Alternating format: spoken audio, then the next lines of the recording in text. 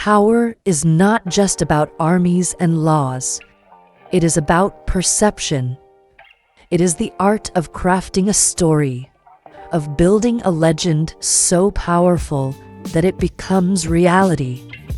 In the entire history of monarchy, perhaps no one understood this better than a queen who ruled a small, divided island nation surrounded by enemies. She was a master of political theater, a pioneer of public relations, and the architect of an image that has endured for nearly 500 years. This is the code behind Elizabeth I, the queen who invented PR. To understand her genius for propaganda, we must first understand the terrifying world that created her. She was born a princess, the daughter of the formidable King Henry VIII and his second wife, Anne Boleyn.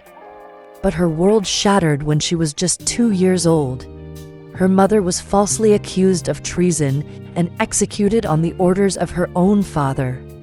Elizabeth was immediately declared illegitimate and cast out of the line of succession. Her childhood was spent in the shadows, a constant, terrifying lesson in the brutal realities of Tudor politics. Her life became even more precarious when her staunchly Catholic half-sister, Mary I, ascended to the throne. Elizabeth, a Protestant, was now a direct threat. Accused of plotting against the crown, she was imprisoned in the Tower of London. Every day, she lived with the very real possibility of execution, the same fate that had befallen her mother. But she survived. Through a masterful display of intelligence, caution, and feigned loyalty, she navigated the treacherous political waters. This traumatic youth forged her into the ruler she would become, pragmatic, ruthless, and acutely aware that her hold on power was fragile. In 1558, at the age of 25, she finally became queen. She inherited a kingdom that was weak, bankrupt from foreign wars, and violently divided by religious conflict between Catholics and Protestants. As a young unmarried woman in a world of powerful kings, her position was seen as incredibly weak. She faced constant pressure from her parliament and council to marry and produce an heir to secure the succession. For years, she skillfully played a diplomatic game, entertaining proposals from the most powerful princes of Europe, but never committing. This marriage question was a constant source of political tension, but she turned it to her advantage. This was the birth of her most powerful political tool, the cult of the Virgin Queen. Elizabeth declared that she was married to England and that her people were her children. This transformed her from a vulnerable, childless woman into something more, a quasi-religious, mother-like figure devoted entirely to her nation. This carefully crafted narrative was the foundation of her reign. Her control of imagery was absolute. She and her council, led by the shrewd William Cecil, tightly controlled how she was depicted. Her portraits are not just paintings, they are complex codes, filled with symbols designed to be read by the public. Pearls represented her purity. A globe under her hand signified England's growing imperial ambitions.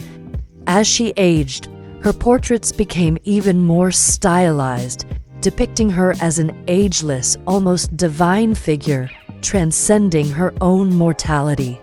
But her reign was defined by one central, decades-long conflict: her rivalry with her cousin, Mary, Queen of Scots. Mary, a Catholic with a strong claim to the English throne, became a living symbol for all of Elizabeth's enemies. After being deposed in Scotland, Mary fled to England, seeking Elizabeth's protection. Instead, she became her prisoner for 19 years. During this time, Mary was the focal point of numerous Catholic plots to assassinate Elizabeth and seize the throne. This is where Elizabeth's other great tool of power came into play: her secret service, run by the ruthless spymaster Sir Francis Walsingham. He created one of the most effective intelligence networks in Europe, using a web of spies, informants, and codebreakers to uncover plot after plot. The final act came with the Babington plot, where Walsingham's agents intercepted letters from Mary, proving her complicity in a plan to kill Elizabeth. The evidence was undeniable. Still, Elizabeth agonized over the decision to execute a fellow anointed queen, her own cousin. But in the end, pragmatism won. She signed the death warrant, eliminating the greatest threat to her throne. This act of ruthlessness was a prelude to her greatest challenge. For years, Elizabeth had waged a cold war against the superpower of the age, Catholic Spain. She secretly funded Dutch rebels and unleashed her sea dogs, privateers like Sir Francis Drake, to plunder Spanish treasure fleets returning from the New World. This state-sanctioned piracy, combined with the execution of Mary, was the final straw for King Philip II of Spain. In 1588, he launched the mighty Spanish Armada to invade England. The nation was in a state of panic. Elizabeth, against the advice of her council, traveled to Tilbury to address her troops. Dressed in silver armor, she delivered one of the most powerful speeches in English history. She told her soldiers, "I know I have the body of a weak and feeble woman, but I have the heart and stomach of a king, and of a king of England too." In that moment, she was not just a queen, she was the embodiment of the nation's defiance. The defeat of the Armada, aided by a ferocious Protestant wind that scattered the Spanish fleet, cemented her legend. Her propaganda had become reality. This victory ushered in the golden age of England. It was the age of Shakespeare and Marlowe, a time of unprecedented literary achievement.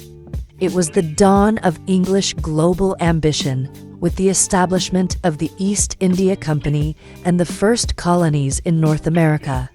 Yet the very source of her power, her status as the Virgin Queen, created her final crisis. As she grew old, the question of succession loomed large.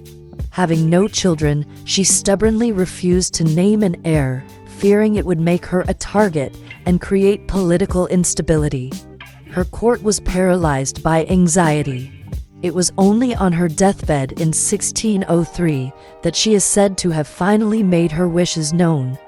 In a final, supreme irony, the throne of the Protestant Virgin Queen passed to the son of her executed rival, Mary, Queen of Scots, James VI of Scotland, who would unite the crowns and become King James I of England. For over 40 years, she ruled with a combination of political cunning and a genius for public relations. She inherited a weak and divided nation and left it a confident global power. The Code of Elizabeth was the understanding that power is a performance, and she was its greatest actor. And that is the architecture of the reign of Elizabeth I. Remember, history is more than a story, it's a code, and there is always another layer to decrypt. Subscribe and continue the investigation with us.